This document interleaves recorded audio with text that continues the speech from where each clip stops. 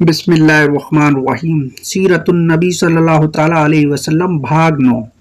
کفار مکہ بگڑ کر چلے گئے تھے۔ انہوں نے جاتے ہی تمام لوگوں کو جو ان کے انتظار میں بیٹھے ہوئے تھے کہہ دیا کہ محمد صلی اللہ علیہ وسلم صلح پر تیار نہیں ہیں۔ ہم نے ابو طالب کے سامنے حجت پوری کر لی ہے۔ ابو طالب سے کہہ آئے ہیں کہ محمد صلی اللہ علیہ وسلم کا ساتھ چھوڑ دیں ورنہ ان کے خلاف بھی کارروائی کی جائے گی۔ ہم انہیں غور کرنے کے لیے کل تک کی مہلت دے آئے ہیں۔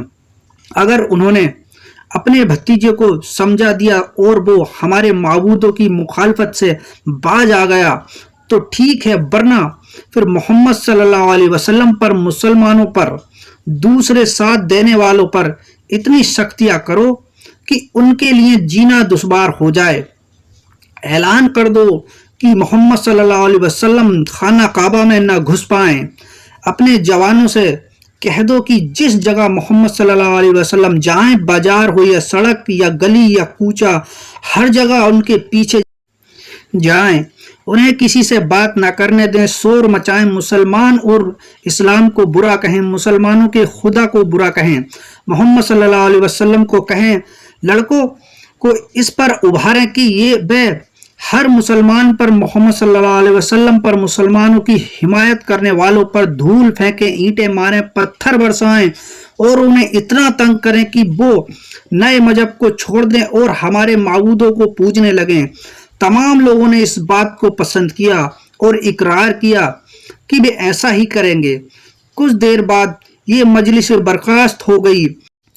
لوگ اٹھ کر اپنے گھروں کی اور چلے گئے۔ دوسرا دن آیا لیکن ابو طالب کا کوئی جواب نہ آیا۔ یہ بات سمجھ لی گئی کہ نہ محمد صلی اللہ علیہ وسلم تبلیغ سے باز آئیں گے اور نہ ابو طالب ان کا ساتھ چھوڑیں گے۔ پھر کیا تھا؟ گنڈوں، بدماشوں اور آوارہ جوانوں کی کئی ٹولیاں بن گئیں کہ وہ شہر کے ایک ایک حصے میں مسلمانوں پر ظلم ڈھانے کا کام شروع کر دیں۔ گنڈے اور بدماشوں کے ذریعے مسلمانوں کو ستایا جانا لگا۔ حضرت زبیر رضی اللہ تعالیٰ عنہ بازار گئے، گنڈے طاق میں تھے کہ ان کے پیچھے لگ گئے، لڑکے بھی ساتھ ہو گئے، تالیاں بجانے، خاک اڑانے اور پتھر مارنے لگے۔ حضرت زبیر رضی اللہ تعالیٰ عنہ جوان تھے، آپ کو غصہ آ گیا، آپ نے لڑکوں کو ڈانٹ ڈپٹ دیا۔ پھر کیا تھا؟ جو مواد پک رہا تھا وہ پھوٹ نکلا اور آوارہ بدماش لوگوں کا جمگھٹ لگا۔ سب نے حضرت زبیر رضی اللہ تعالیٰ عنہ کو برا بھلا کہنا اور گالیاں دینا شروع کر دیں۔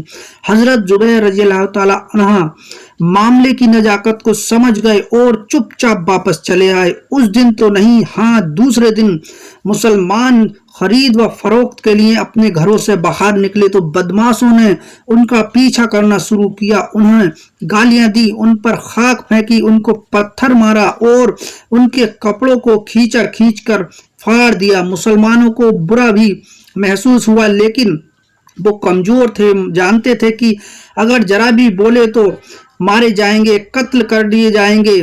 مجبوراً صبر کیا اور اپنے اپنے گھروں کو لوٹ آئے۔ پھر یہ سلسلہ گالیاں دینے، مار پیٹ کرنے کی حد تک نہ رہا بلکہ بڑے بڑے پتھر راستے میں اٹھا کر ان بدماشوں نے گھروں میں پھینکنا شروع کر دیا، گندگیاں ڈالنے لگے۔ مسلمان سخت پریشان ہوئے، ان کے گھروں سے نکلنا بند ہو گیا۔ نبی صلی اللہ علیہ وسلم کو کعبے میں داخلے کی پابندی۔ حضور صلی اللہ علیہ وسلم کعبہ شریف میں نماز پڑھا کرتے تھے۔ آپ مکان سے نکل کر حرم شریف کی طرف چلے، آوارہ لڑکوں اور بدماشوں نے آپ کو دیکھ لیا، جھنڈ کے جھنڈ آپ کے پیچھے چلے۔ لڑکوں کی تو ہمت نہ ہوئی کہ آپ کی شان میں کوئی گستاخی کر سکے۔ ہاں، حرم شریف کے دروازے پر قریشی سرداروں کو کھڑا پایا۔ جب دروازے میں داخل ہونے لگے تو ابو سفیان نے روک دیا۔ ابو جہل نے کہا، محمد صلی اللہ علیہ وسلم، آج سے حرم شریف تمہارے لیے بند کر دیا گیا ہے، تم اس قابل نہیں کہ ہمارے معبودوں کی زیارت کرو۔ حضور صلی اللہ علیہ وسلم نے فرمایا، ابو جہل، تو دن و دن گمراہی اور شرک میں پکا ہوتا جا رہا ہے۔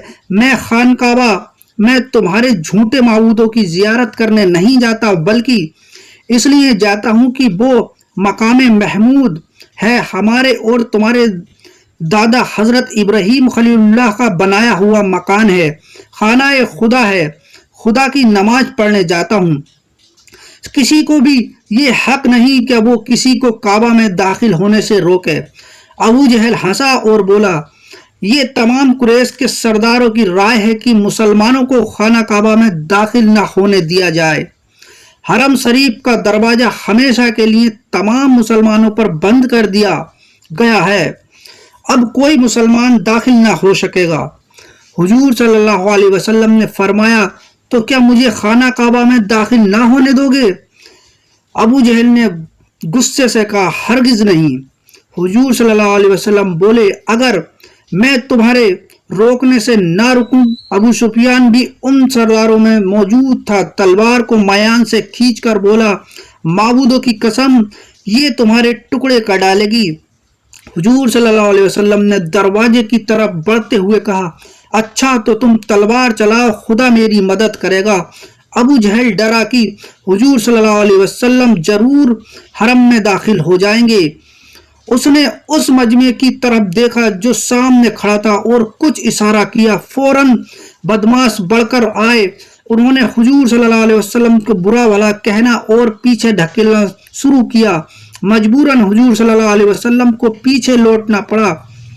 उस दिन हरम का दरवाजा मुसलमानों के लिए बंद कर दिया गया। अब कुफारे मक्का ने तमाम मुसलमानों पर इतना जुल्म करना शुरू कर दिया कि उनका अपने घरों से बाहर निकलना, कारोबार करना, जिंदगी की जरूरतों की चीजों को खरीदना बेचना मुश्किल हो गया।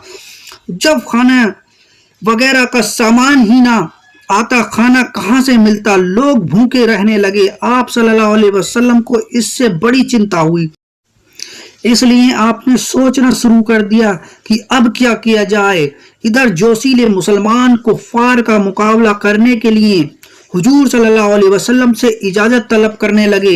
हुजूर सल्लल्लाहु अलैहि वसल्लम ने फरमाया, मैं लड़ाई की इजाजत बगैर खुदा के हुक्म के नहीं दे सकता। सब्र व शुक्र करके सख्तियां बर्दाश्त करो। अभी खुदा तो हमारी आजमाइश कर रहा है, हमको इस आजमाइश में पूरा उतरना चाहिए। लोग खामोश हो गए। अब्दुल्ला बिन मसऊद रजी अल्लाह ताला अन्हा का हरम में सूरह रहमान की तिलावत और कुफ्फारों का बिगड़ना। हजरत अब्दुल्ला बिन मसऊद रजी अल्लाह ताला अन्हा एक सहाबी थे। आप निहायत जोशीले थे। आपने जब सुना कि मुसलमानों पर हरम मोहतरम में कुरान शरीफ की तिलावत ऊंची आवाज से करने और नमाज पढ़ने से रोक दिया गया है तो आपको जोश आ गया। आपने फरमाया कि हरम मोहतरम में जाकर खुदा का कलाम पढ़ूंगा। मुसलमानों ने समझाया कि कुफ्फार दुश्मनी पर आमादा हैं, कि वो मुसलमानों को खत्म करने की प्लानिंग कर रहे हैं। तुम्हारे हरम मोहतरम में जाकर कुरान शरीफ ऊंची आवाज में पढ़ना गवारा ना कर सकेंगे, यकीनन मार डालेंगे, इसलिए अभी खामोश रहो। जब खुदा का हुक्म होगा तो तुम ही क्या सब खाना काबा में जाकर ऊंची आवाज में कुरान शरीफ पढ़ेंगे। हजरत अब्दुल्ला रजी अल्लाह ताला अन्हा ने कहा, मेरा दिल नहीं मानता कि कुफ्फार मक्का हरम में जाकर बुतों की पूजा करें। हम वहां कुरान शरीफ भी ना पढ़ सकें। परवाह नहीं कि अगर मुझे मार डालें, मैं जरूर आज ही वहां जाकर कुरान शरीफ पढ़ूंगा। मुसलमानों को बड़ी चिंता हुई। जानते थे कि जिस वक्त अब्दुल्ला कुरान शरीफ की तिलावत करेंगे फौरन ही कुफ्फार उनको कत्ल कर डालेंगे। मुसलमानों में इस्लाम ने आपसी मोहब्बत पैदा कर दी थी। सब ने समझाया, अब्दुल्ला चुप हो गए। मुसलमानों ने समझ लिया कि वो अपने इरादे से बाज आ गए हैं, इसलिए किसी ने उनकी निगरानी ना की। पर अब्दुल्ला मौका की घात में रहे और मौका मिलते ही सीधे हरम शरीफ पहुंचे। कुफ्फार ने उनको रोका, पर बावजूद इसके रुकावट के मकाम इब्राहिम पर जाकर खड़े हो गए और बड़ी अच्छी आवाज में सूरह रहमान की तिलावत करने लगे। कुफ्फार मक्का ने जब रहमान का नाम सुना तो बहुत बिगड़े, और जब ये सुना कि सितारे और पेड़ उसको सजदा करते हैं तो उन्होंने माबूदों की तौहीन समझ लिया। उनके ख्याल में उनके माबूद ही उस सजदे के काबिल थे।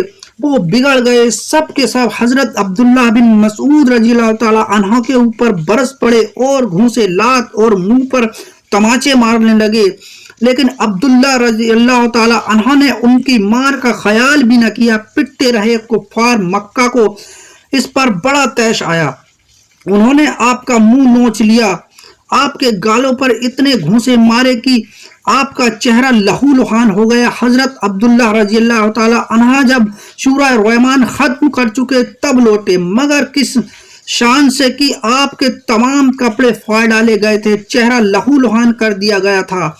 آپ نے مکان پر پہنچ کر کپڑے بدلے، منہ دھویا، گھاووں پر مرہم لگایا اور چپ چاپ بیٹھ گئے۔ کفار قریش نے لوگوں سے یہ بھی کہہ دیا تھا کہ جو آدمی اونچی آواز میں قرآن پڑھے اسے مارو، اگر کوئی اسے گھر پر پڑھتا ہو تو اس کے گھر میں گھس کے جاؤ اور اس پر اس وقت تک مارو جب تک وہ قرآن شریف پڑھنا نہ بند کر دے۔ کافروں نے اس پر سختی سے عمل کرنا شروع کر دیا، وہ مسلمانوں کے گھروں کے پاس اسی گھات میں کھڑے ہو جاتے تھے کہ جب وہ اونچی آواز سے قرآن شریف پڑھیں تو فوراً ان کے گھروں میں گھس کر انہیں مار ڈالیں۔ حضرت ابو بکر رضی اللہ تعالی عنہ قریش کے رئیسوں میں سے تھے، بڑے آدمی تھے۔ جب وہ مسلمان ہوئے تو ان کے پاس 40,000 درہم نقد موجود تھے، بہت سے خادم، غلام، لونڈیاں تھیں، لیکن کفار کے ڈر سے وہ بھی قرآن مجید زور سے نہ پڑھتے تھے۔